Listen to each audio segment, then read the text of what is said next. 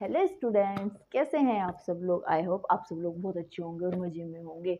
तो चलिए आइए हम अपनी पढ़ाई स्टार्ट करते हैं। हम लोग क्या पढ़ रहे हैं? हम लोग पढ़ रहे हैं फिजिक्स बाय जूही चौधरी। यहाँ पे मैं आपको फिजिक्स के हर चैप्टर से इंट्रोड्यूस करा रही हूँ।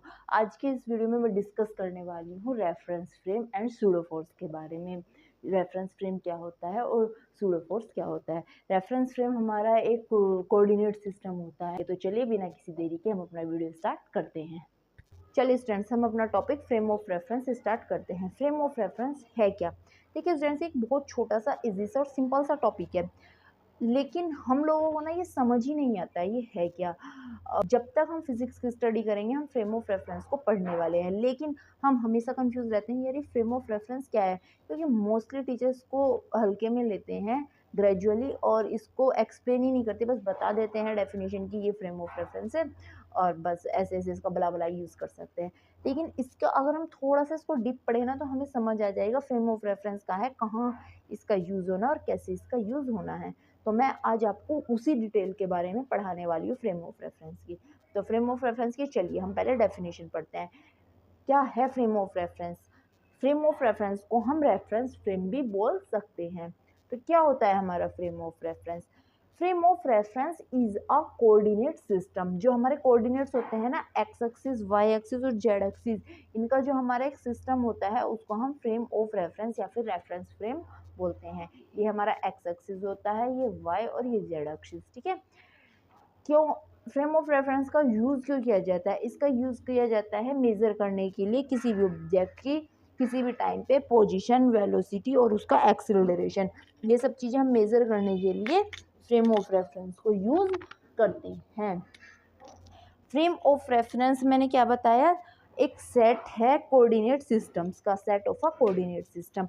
कौन कौन से कोऑर्डिनेट्स होते हैं? हमारे मेनली 4 कोऑर्डिनेट्स होते हैं। कौन कौन से होते हैं? X axis, Y axis, Z axis and time. Yes student, time is also a coordinate, ठीक है। फ्रेम ऑफ रेफरेंस हमारा डिपेंड करता है ऑब्जर्वर पर, यानी जो किसी ऑब्जेक्ट को देख रहा है ना, ये उस पर डिपेंड करेगा। कैसे डिपेंड करता है ये मैं आपको आगे विद एग्जांपल डिटेल में डिस्कस करूंगी। अभी हम इसकी आगे की स्टडी कर लेते हैं। इम्पोर्टेंस क्या है फ्रेम ऑफ रेफरेंस की? रेफरेंस फ्रेम की क्या इम्पोर्टेंस है? ये यूज़ किया जाता है मेजरमेंट के लिए। तो यानी कि ये हेल्प करता है हमारी understand change in observation and measurement. यानी अगर हमारे किसी ऑब्जेक्ट के मेजरमेंट में या फिर उसके ऑब्जर्वेशन में जो चेंज हुए हैं ना, वो हम फ्रेम ऑफ रेफरेंस की हेल्प से समझ सकते हैं कैसे इसमें चेंजेस आया है। मैं आपको एग्जांपल एक्सप्लेन करूँगा, आपको सब एक्सप्लेन हो जाएगा, सब समझ आ जाएगा। नेक्स्ट आता है हमारा types of reference frame. Reference frame हमारा कितने टाइप्स का होता है? रेफरेंस फ्रेम स्टूडेंट्स हमारा मेनली 2 टाइप्स का होता है, initial reference frame and non initial reference frame. अब इनिशियल रेफरेंस फ्रेम और नॉन इनिशियल रेफरेंस फ्रेम क्या है, आइए हम इन्हीं की डिटेल पढ़ते हैं। नंबर 1 आता है हमारा initial reference frame. Initial reference frame हम किस रेफरेंस फ्रेम को बोलते हैं? देखो, जिस रेफरेंस फ्रेम के अंदर हमारी ऑब्जेक्ट या तो रेस्ट में ही रहेगी, मतलब वो रेस्ट में ही रहेगी, उसमें कोई भी मूवमेंट नहीं होगा, या फिर वो एक यूनिफॉर्म वेलोसिटी के साथ मूव करती रहेगी। Move with a constant speed. कैसी स्पीड के साथ? Move with a constant speed. जहाँ पे हमारी ऑब्जेक्ट या तो रेस्ट में होगी या वो कांस्टेंट स्पीड के साथ मूव करेगी। तो इस तरह के रेफरेंस फ्रेम को हम इनिशियल रेफरेंस फ्रेम बोलते हैं। यहाँ पे या तो ऑब्जेक्ट तो वो मुझे रेस्ट में दिखाई देगी, जैसे कि अभी टाइम टी पे सपोज हमारी कोई ऑब्जेक्ट है यहाँ पे, तो मैं उसको अभी टाइम टी पे और टाइम T1 पे देख रही हूँ, यानी 1 घंटे बाद, तो भी मुझे वो वहीं पे दिख रही है, तो यानी वो रेस्ट में है। या फिर हमारी कोई कार है सपोज, वो मूव कर रही है 20 किलोमीटर पर आवर की स्पीड से। क्या स्पीड है कार की? 20 किलोमीटर पर आवर। मैं उसको टी टाइम पे देख रही हूँ तो भी इतनी ही स्पीड है इसकी। अगर मैं टाइम T1 पे देख रही हूँ यानी आफ्टर 1 आवर देख रही हूँ, तो भी इसकी स्पीड 20 किलोमीटर पर आवर है। तो इस तरह से मैं कह सकती हूँ कि कार हमारी यूनिफॉर्मली मूव कर रही है। इस सिचुएशन में क्या होगा, अगर कोई इस कार को देख रहा है ना, तो उसके दिखने और उसके ना दिखने का जो टाइम होगा वो सेम रहेगा यहाँ पे भी और यहाँ पे भी, ठीक है। इतना क्लियर है स्टूडेंट्स? क्लियर है कि हमारा इनर्शियल फ्रेम क्या होता है और किस तरह से वो वर्क करता है। तो इनर्शियल फ्रेम में हमारी ऑब्जेक्ट रेस्ट में ही रहती हैं या फिर यूनिफॉर्मली मूव करती रहती हैं। जब हमारी ऑब्जेक्ट यूनिफॉर्मली मूव करेगी तो वहाँ पे एक्सेलरेशन क्या होता है? 0। तो इनर्शियल फ्रेम के अंदर हमारा एक्सेलरेशन कितना होगा, 0 होगा। एक्सेलरेशन 0 है तो यानी उस पर कोई एक्सटर्नल फोर्स वर्क नहीं कर रहा, तो वहाँ पे कोई एक्सटर्नल फोर्स हमारा इनर्शियल रेफरेंस फ्रेम में नहीं करता है। ये न्यूटन के लॉ ऑफ मोशन को एग्जिस्ट करता है। न्यूटन के लॉ ऑफ मोशन जो है वो यहाँ पे अप्लाई होते हैं। न्यूटन का मेन लॉ होता है F=ma। तो यहाँ पे जो फोर्स होगा ना ऑब्जेक्ट पर वो होगा F=ma। कहाँ, इनर्शियल फ्रेम के अंदर। अगर ऑब्जेक्ट हमारे इनर्शियल फ्रेम में है तो उस पर अगर हमें फोर्स फाइंड आउट करना है तो F=ma का हम फॉर्मूला अप्लाई करेंगे और वहाँ से निकाल लेंगे।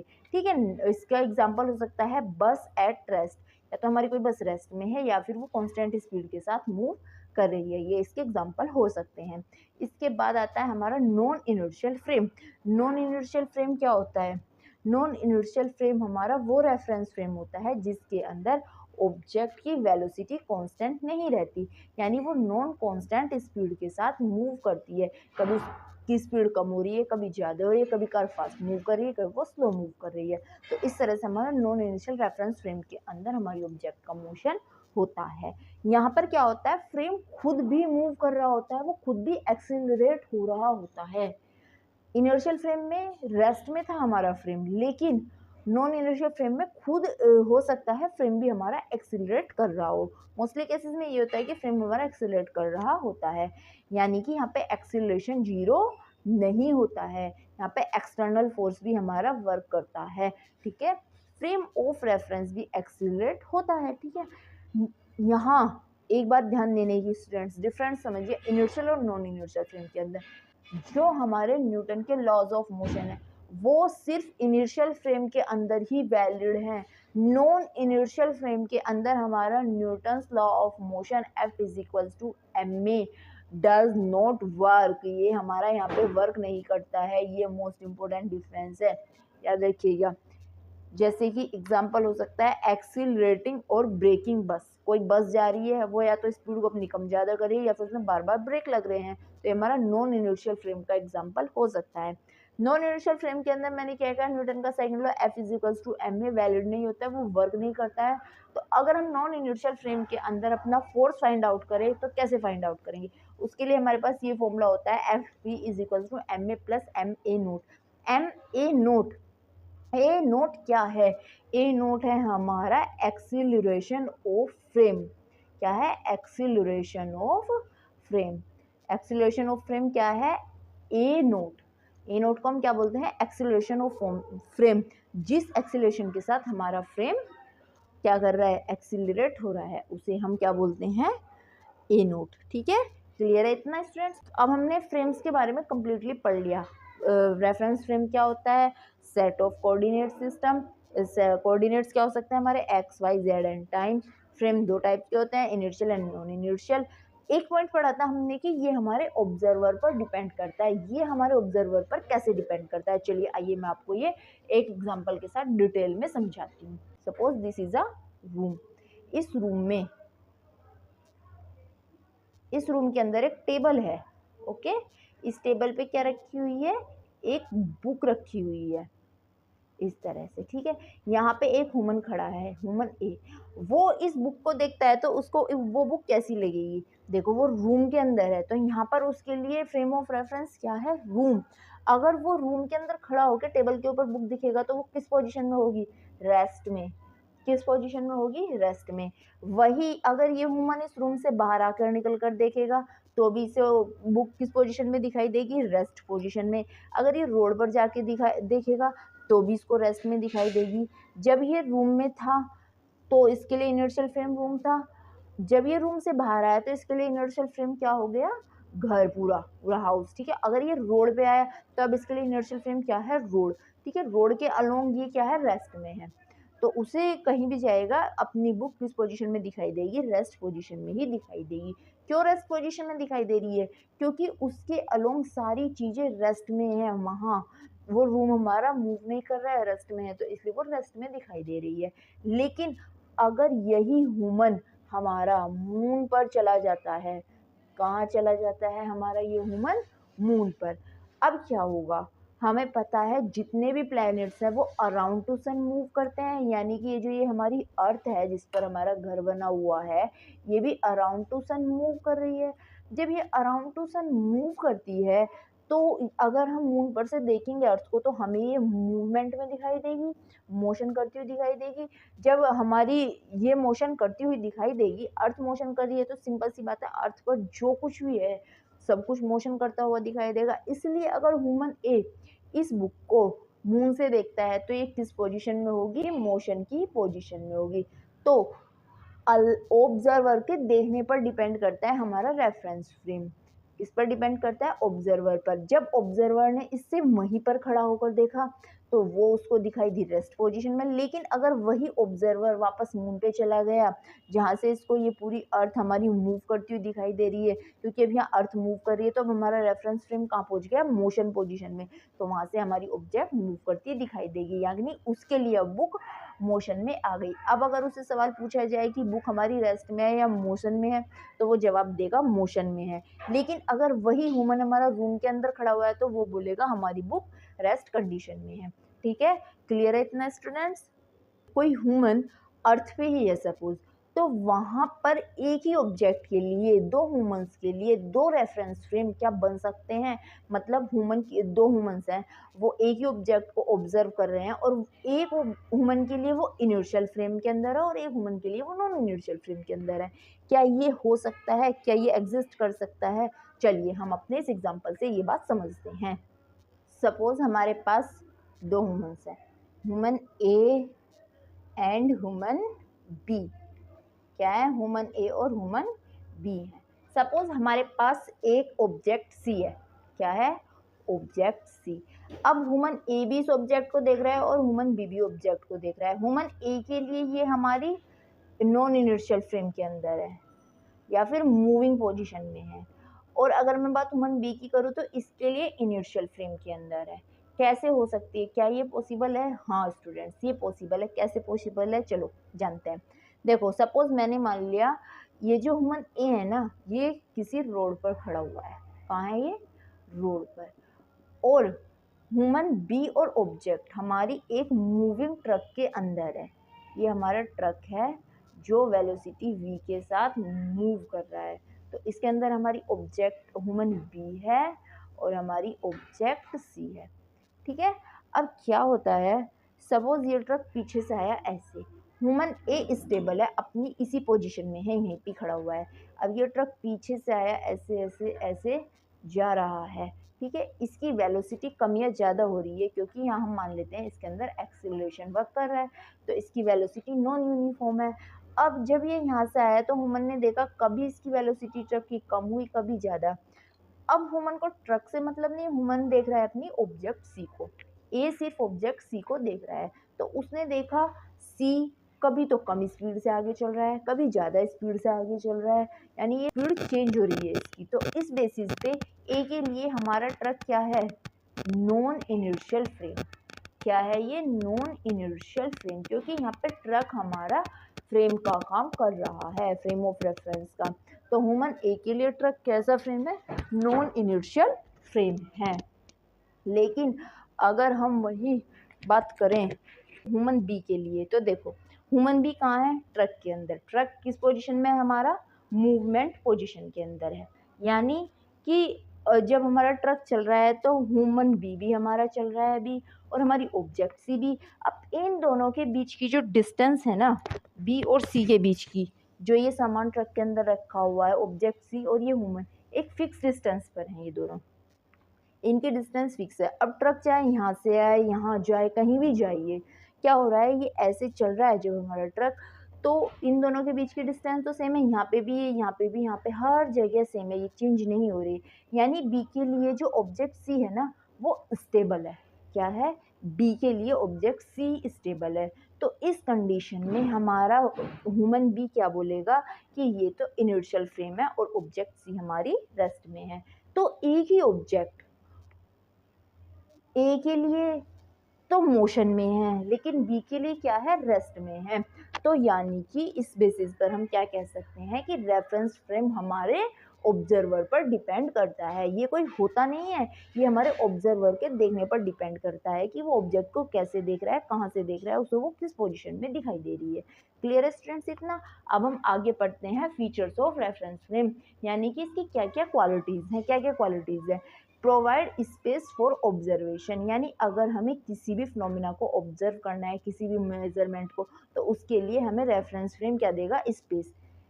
ये स्पेस रेफरेंस फ्रेम ने ये तैयार किया ना, ये पूरा रेफरेंस फ्रेम तैयार हुआ, तो ये हमारा स्पेस हो गया ऑब्जर्वेशन के लिए।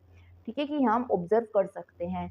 Offer a specific view point, यहाँ से हमें एक व्यू पॉइंट मिल रहा है कि हमारी ऑब्जेक्ट रेस्ट में है या फिर मूव कर रही है, तो यहाँ से हमें एक व्यू भी मिल गया है, तो ये ऑफर करता है specific view point. Help to understand motion related to observer's position and condition, reference frame की हेल्प से, ये रेफरेंस फ्रेम था तो इसकी हेल्प से इसकी पोजीशन और कंडीशन के अकॉर्डिंग एक ही हमें पता चला कि सी मूवमेंट में है, किस पोजीशन में है, कहाँ पे है।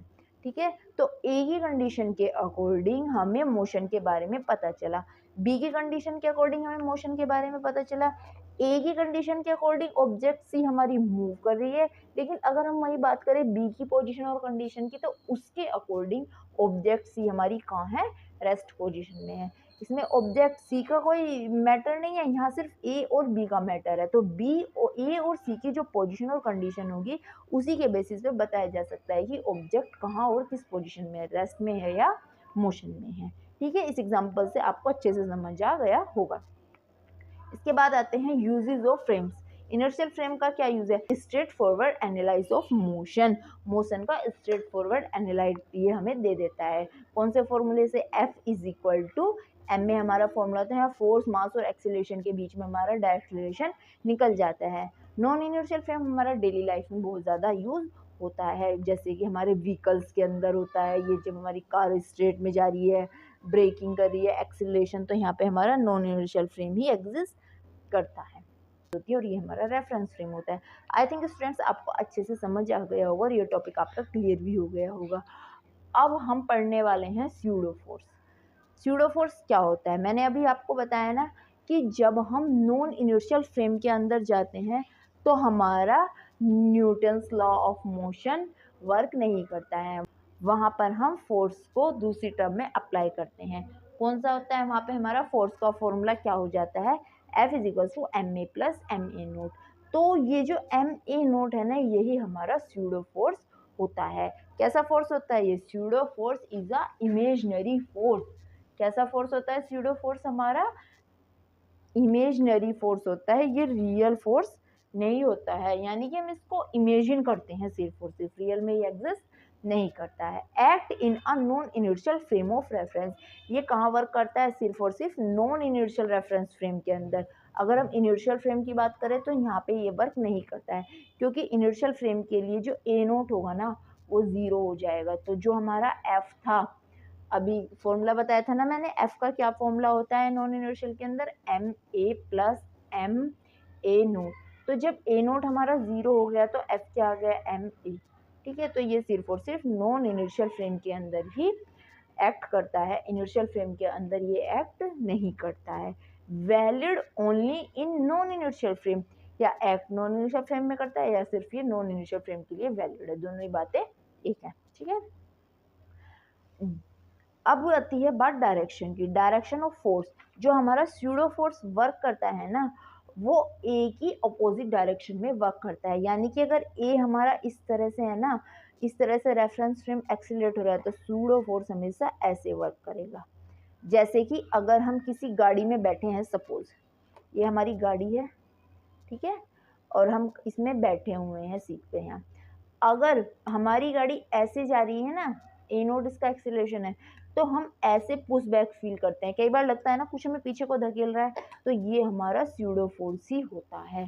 ठीक है, अगर कार आगे जा रही है तो ये पीछे हमें पुश करेगा, तो यानी कि direction of force is always opposite to the frame acceleration. Clear है? तो F P is equals to minus M A naught vector, इसी फोर्स को हम स्यूडो फोर्स बोलते हैं। Pseudo force don't follow action reaction law. Action reaction law क्या होता है? हमारा न्यूटन का थर्ड लॉ है ना, एक्शन रिएक्शन लॉ, कि अगर हम किसी ऑब्जेक्ट पर कोई फोर्स अप्लाई करते हैं तो वो ऑब्जेक्ट भी हमारे ऊपर equal but opposite force react करेगी। लेकिन स्यूडो फोर्स में ऐसा कुछ नहीं होता है, ये सिर्फ एक्शन फोर्स होता है, इसमें कोई रिएक्शन वापस नहीं आता है। ठीक है। Effect of pseudo force. Pseudo force के इफेक्ट क्या हो सकते हैं? एक तो मैंने अभी आपको बताया कि जैसे कि हम कार में जा रहे हैं, अगर इसका एक्सीलरेशन ए नोट एक्सीलरेशन से अगर हमारी कार आगे जा रही है तो हमें पुश बैक फोर्स फील करते हैं, तो passenger feels a push back in moving car. अगर कोई लिफ्ट है हमारी, सपोज हम इस लिफ्ट में खड़े हैं और ये लिफ्ट हमारी ऊपर जा रही है या फिर ये हमारी वापस नीचे जा रही है, तो लिफ्ट के मूवमेंट के साथ हमारा वेट भी वेरी होता है। यस स्टूडेंट्स, स्यूडो फोर्स की वजह से हमारा वेट भी वेरी करता है। अगर हम ऊपर जाते हैं तो हमें हैवी फील होता है, हम ऐसा लगता है कि हमारा वेट बढ़ चुका है, और वहीं अगर हम नीचे आते हैं तो हमारा वेट कैसा हो जाता है? लाइट, हल्का। कैसा हो जाता है? लाइट। तो ये हमारी स्यूडो फोर्स की कुछ इफेक्ट्स हैं। स्यूडो फोर्स की वजह से अगर कोई लिफ्ट एक्सीलरेट हो रही है तो वहाँ पर हमारा वेट जो है ना वो चेंज होता हुआ फील होगा। पैसेंजर अगर किसी सीट पर बैठा है तो वो पुश बैक फील करेगा मूविंग कार में। तो ये हमारे कुछ एग्जांपल्स थे स्यूडो फोर्स के। आई होप स्टूडेंट्स आज का एक छोटा सा टॉपिक आपको बहुत अच्छे से समझ आ गया होगा और अच्छे से आपको क्लियर हो गया होगी रेफरेंस फ्रेम क्या है। ये हमारी आगे की एजुकेशन में भी ज़रूरी है। जितना भी हम आगे पढ़ेंगे हमें हर जगह इसकी ज़रूरत होगी। तो मुझे लगता है आज मैंने आपकी काफ़ी हेल्प की है और आपका ये टॉपिक अच्छे से क्लियर हो गया है। तो मिलते हैं हम अपनी नेक्स्ट वीडियो में एक नए टॉपिक के साथ। तब तक के लिए बाय बाय स्टूडेंट्स।